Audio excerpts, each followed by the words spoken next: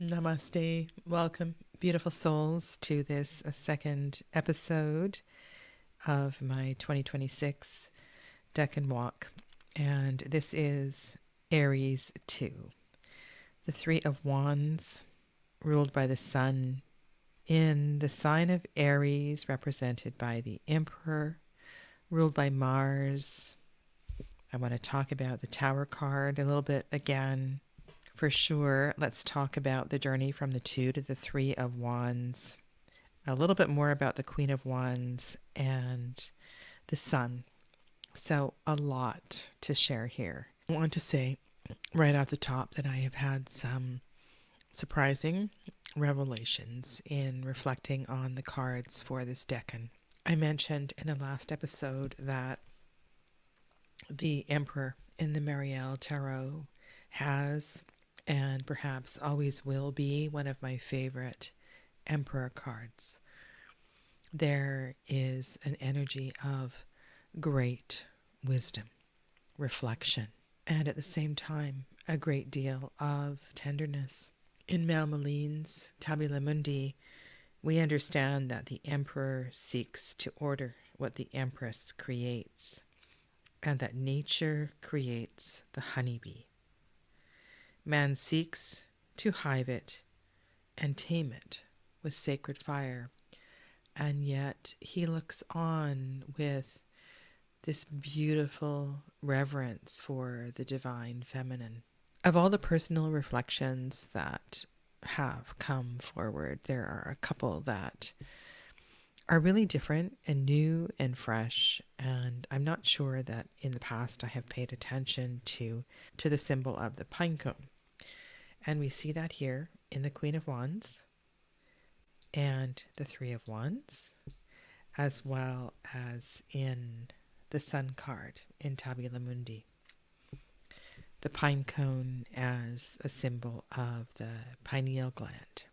And as I gaze at these cards and this favorite Emperor card to the far left from the Marielle, I've really been sitting with this question about intelligence, clarity, thought, big picture, and why the pineal gland is featured here when these are not cards I would think of in conjunction with the third eye chakra, the Agnya chakra, which is the home of the pineal gland.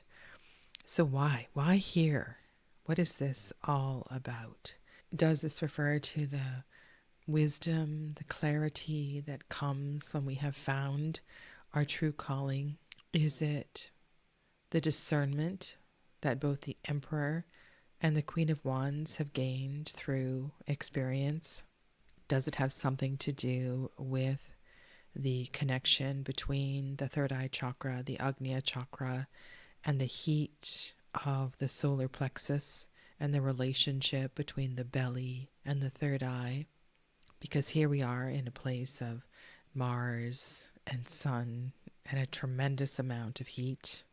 And when I think about all of this, one thing that comes to mind is the Emperor Marcus Aurelius, who was a Roman emperor in the 2nd century, and the wisdom that has been even today shared widely through social media such as Facebook and memes and reels to inspire and perhaps to create a sense of purpose and even landing structure to this day and age.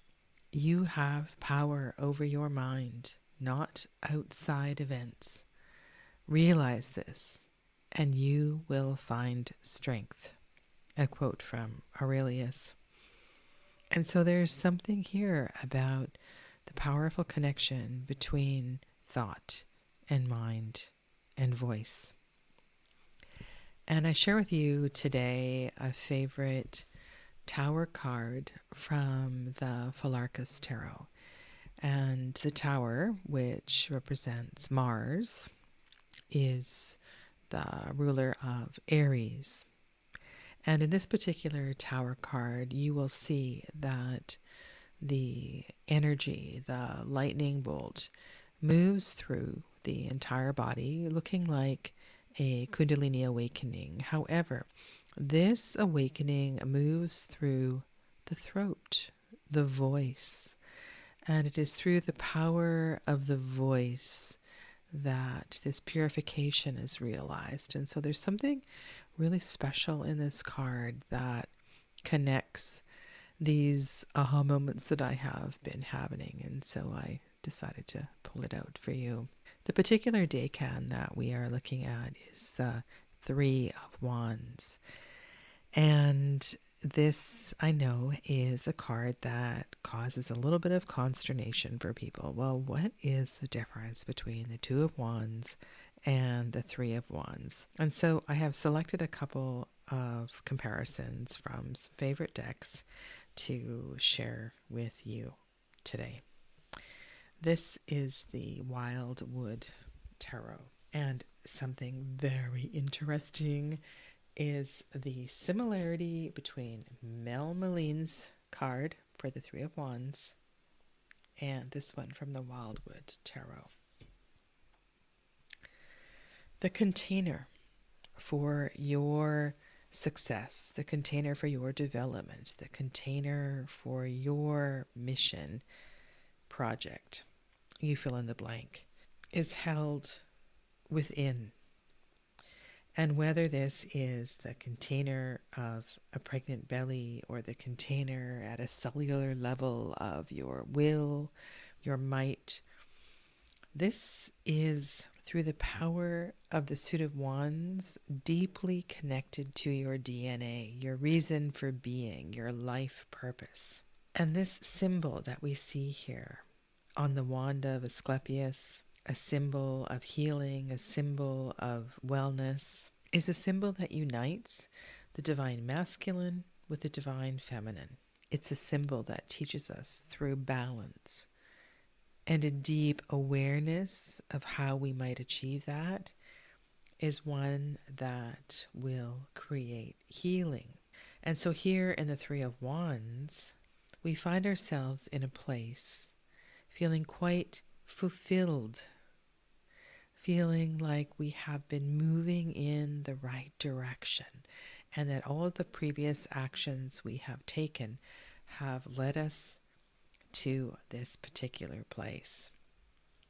This is one of the greatest Two of Wands I have ever seen in a tarot deck. And I love the determination here, the great determination of this Two of Wands. I declare that I am on this path, and come hell or high water, I am going to see this through. And unbeknownst to us at this time, following through on this leads us to this place of great and wonderful healing. Some of you are following me on Saturday with my live chats, and I've taken on a discussion of the Wild Unknown Tarot because this is a deck that I keep getting requests for to talk about more and more.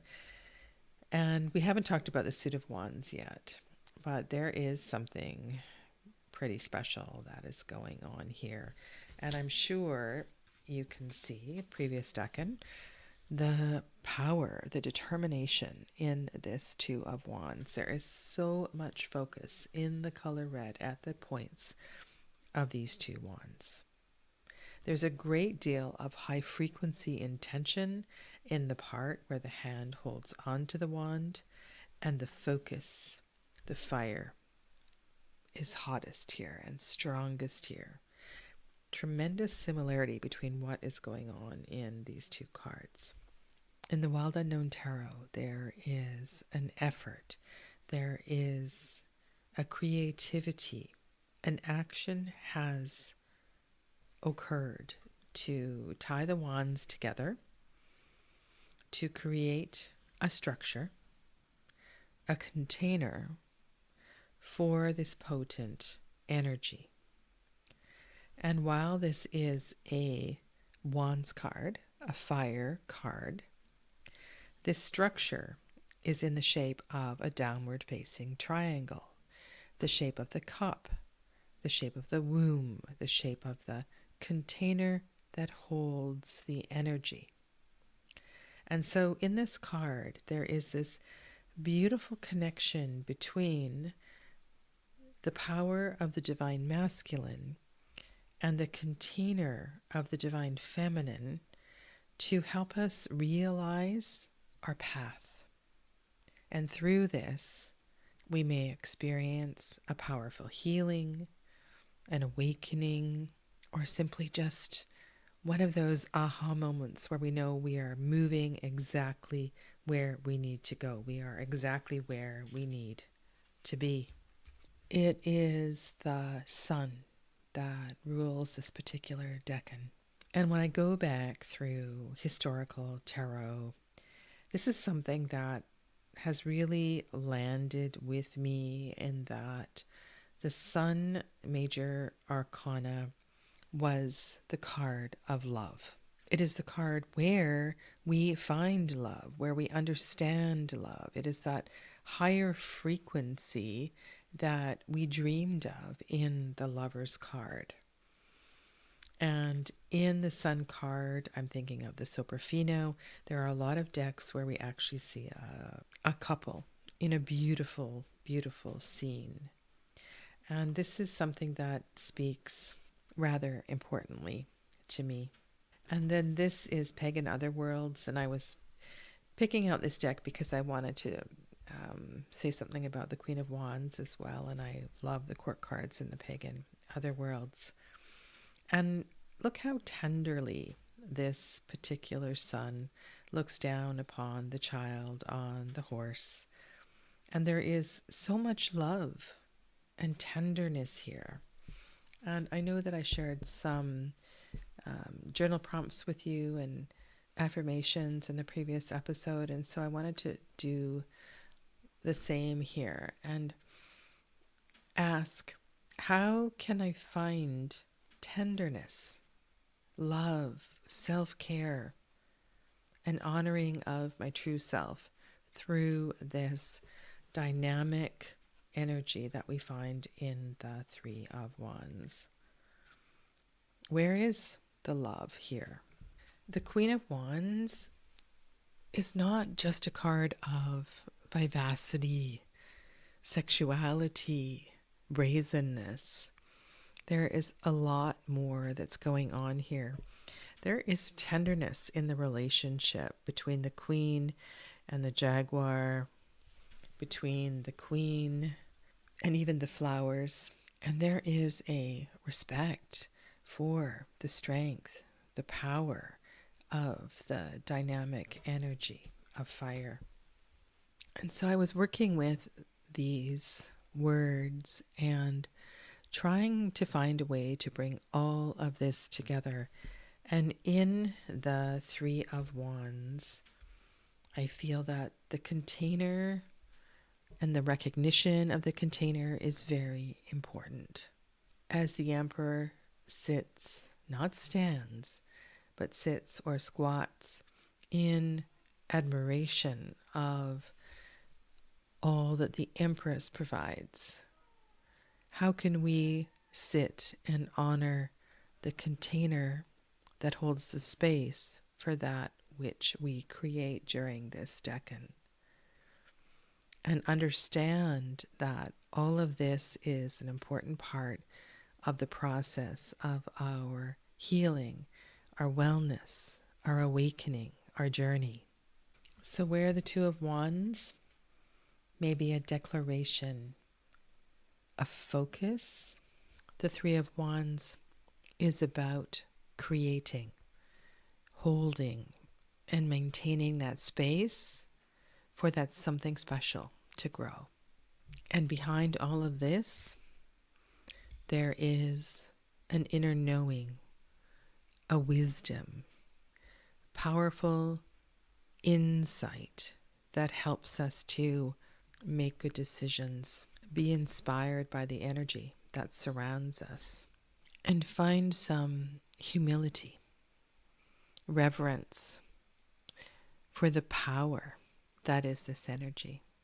As the sun moves into the 12th degree of Aries, and the moon reaches its full luminosity in the first decan of Libra, may you feel and know and trust the wisdom and the beauty of all that you are creating at this time. Take good care of yourself. Namaste.